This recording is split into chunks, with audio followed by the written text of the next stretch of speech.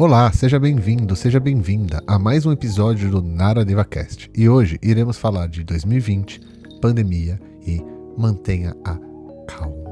E outras cositas más. Então, bora lá pro podcast. Hoje vai ser um podcast um pouquinho diferente do normal, sabe? Eu irei começar a fazer isso de vez em quando, é uma coisa que eu já estava pensando em fazer, pois é algo eu acho extremamente interessante e muito enriquecedor para todos. Que é, de repente, vir para cá, ler um texto, um artigo científico, um artigo de uma revista, uma parte de um livro, um capítulo de um livro, e sempre nesse podcast, além da leitura, vai ter também os meus comentários em relação a esse texto, sabe? Eu acho isso muito legal. Eu decidi fazer essa leitura, e hoje a gente vai ler um texto, né, um texto pequeno, um artigo pequeno do Dr. Robert Svoboda, que escreveu em relação a tudo que está acontecendo no mundo agora. Então vamos lá, vamos começar a falar, vamos explicar para vocês que estão ouvindo o podcast. Então ontem, dia 18/3/2020, eu fiz uma live para todos os alunos e frequentadores do Instituto em geral, chamou todo mundo, os pacientes, clientes, alunos de yoga, alunos de Ayurveda, os frequentadores de yoga do dia a dia, o pessoal da Shuddha Dharma também, né? Onde eu fui falar um pouquinho sobre o que está acontecendo nesse momento, sabe? E, sendo bem sincero para vocês, eu não esperava o tipo de retorno que eu tive. Tive um retorno muito interessante, porque o meu foco em toda a live e de dezenas e dezenas de mensagens que eu fui enviando durante esses dias por áudio nos grupos dos alunos foi somente de tentar gerar algum tipo de calma nesse momento, sabe?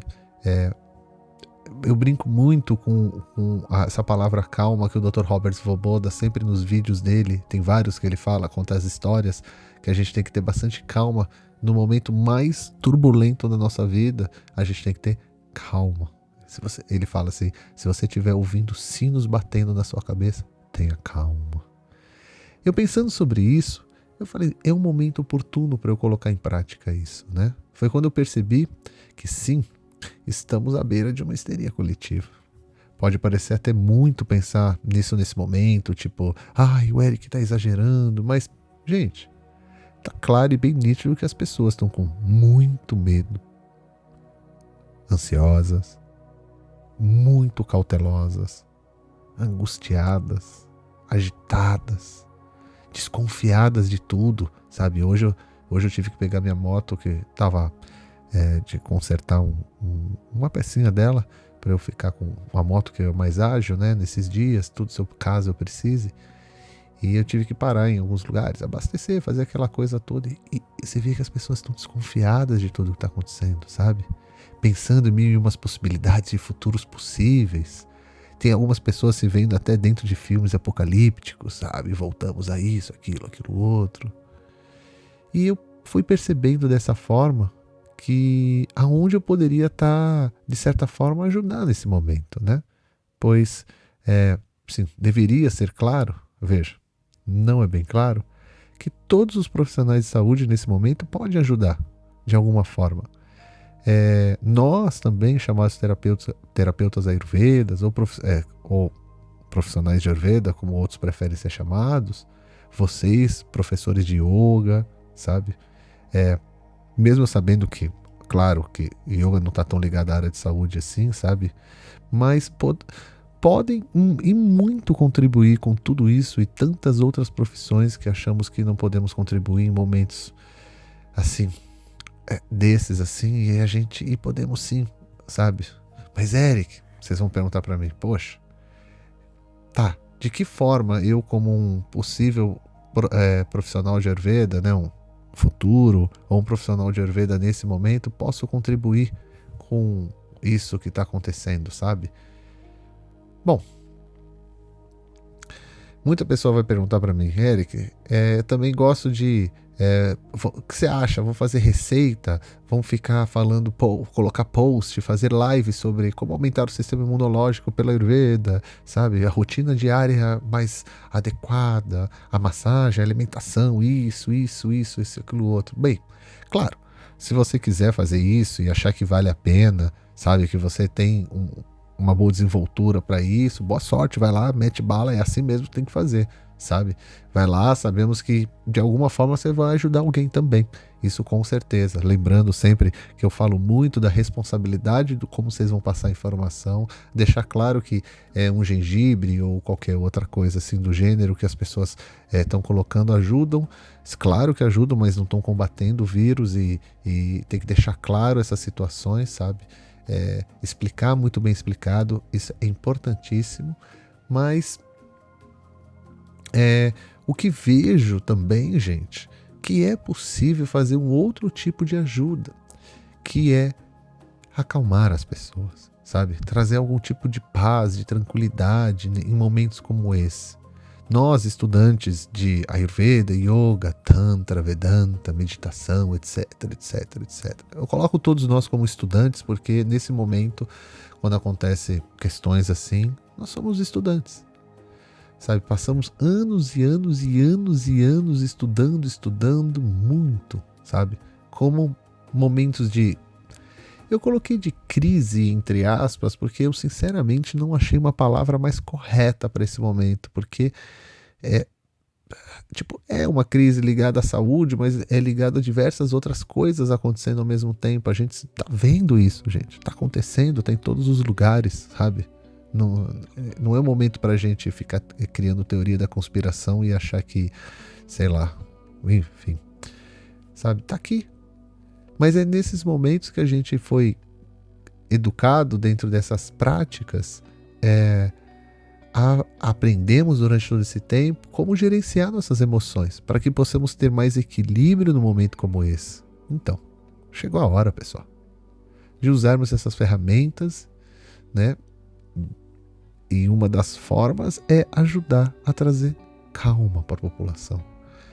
Veja, em nenhum momento eu disse ou pensei que é algo simples.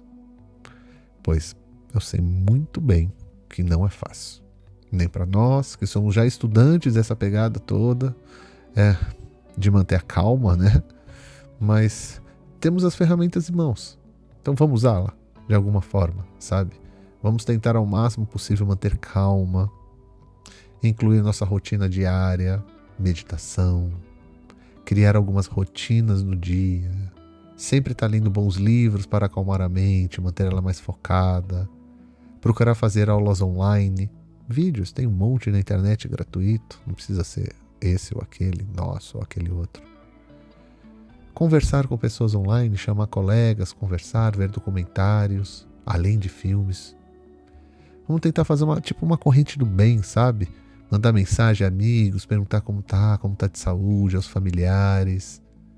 É um momento que nós, como profissionais de Ayurveda, podemos usar a medicina do coração. É muito, muito, muito importante isso. Então, no dia 17/3, há 2 dias atrás que eu estou gravando esse áudio, o Dr. Robert Svoboda publicou em suas redes sociais, enviou por e-mail esse texto que eu vou ler para vocês, que a querida amiga Luísa Caliri, que faz todas as nossas traduções dos cursos, põe legenda nos vídeos, sabe, que estão aí no YouTube, em todo lugar, fez esse grandíssimo favor de traduzir esse texto tão bom e tão importante para esse momento. Então, relembrando que eu estarei fazendo a leitura do texto e também comentários em cima dele, se for necessário. E o texto em português vocês encontram nas nossas redes sociais, as redes sociais do Naradeva Shala, e em inglês vocês encontram nas redes sociais do Dr. Robert Svoboda. Perfeito? Bom, então o post o texto é chamado Covid-19, por favor, mantenha calma. Claro que você pode estar ouvindo esse áudio daqui a um tempo, e as coisas estão acontecendo tão rapidamente que pode ser que esse nome pode até trocar. Então, por favor, entenda que foi uma questão de momento ao escrever o texto. Covid-19, por favor, mantenha calma, é o título. Então ele começa assim.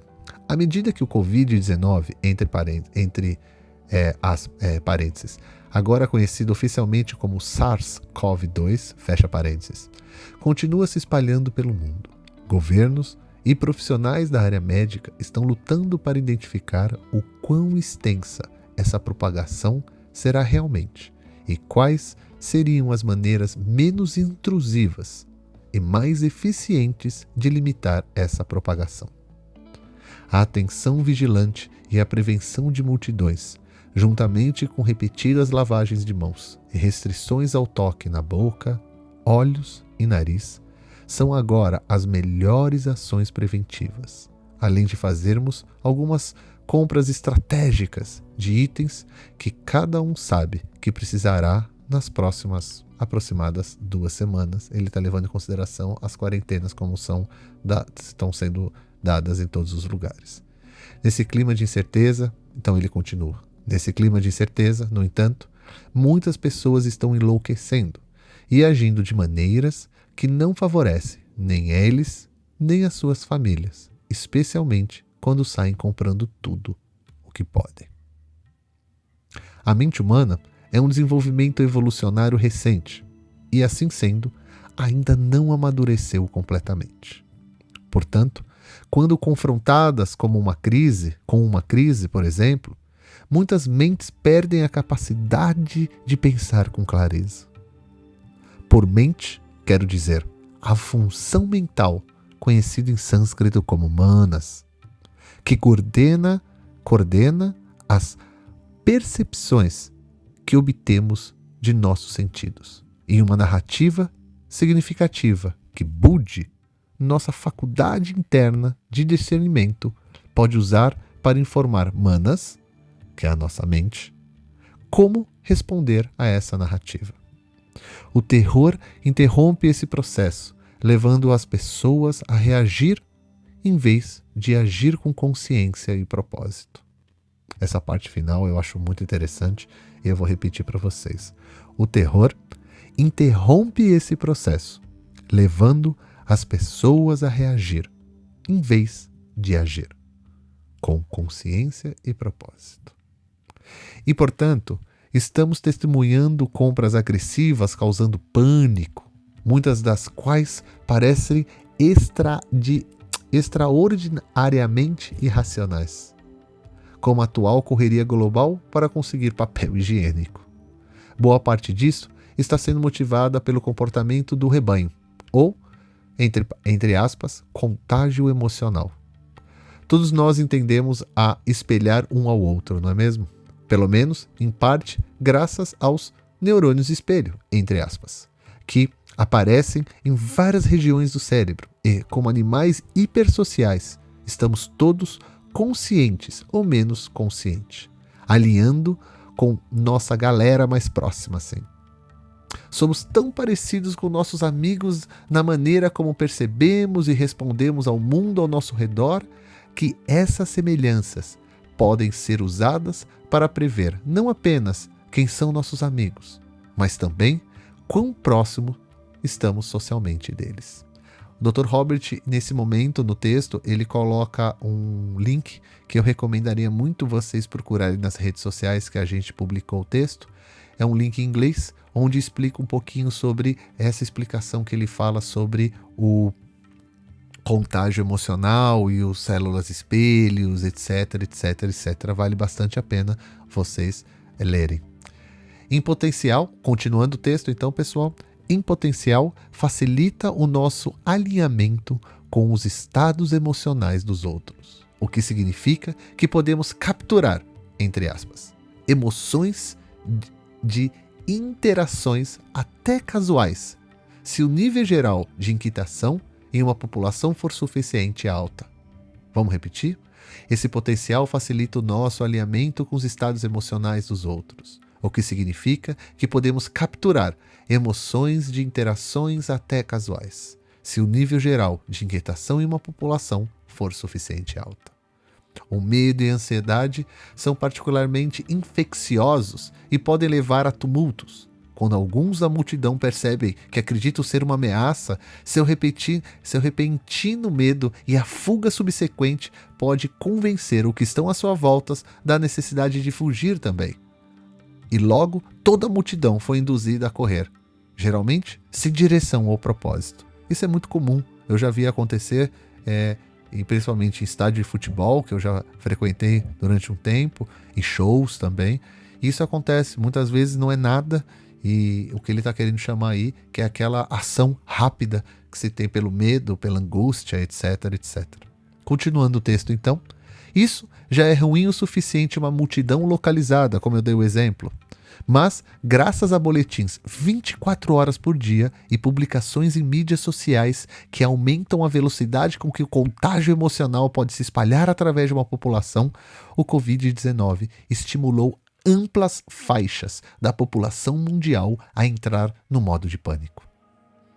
É uma verdade sobre a humanidade que cada um de nós precisa se sentir competente, sentir o controle de nossas vidas e agir de acordo com as pessoas a quem somos próximos. Agora, que a maioria das pessoas se identifica como consumidor, elas consomem quando estressadas. E a compra por pânico pode ser entendida da seguinte maneira: você vê outras pessoas comprando e você compra.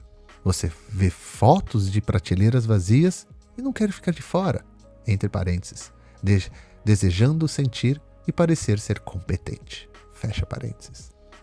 Em um tempo como agora, com uma potencial ameaça letal se aproximando de cada um de nós e com grande certeza sobre como lidar com este perigo, o medo faz com que essa ameaça pareça tão sinistra que começou uma debandada mundial, focada na compra de itens, especialmente em grandes pacotes como papel higiênico, cujo tamanho sugere ao subconsciente uma resposta grande ao perigo. Desculpa, não tinha como. Exatamente como eu penso, é inacreditável.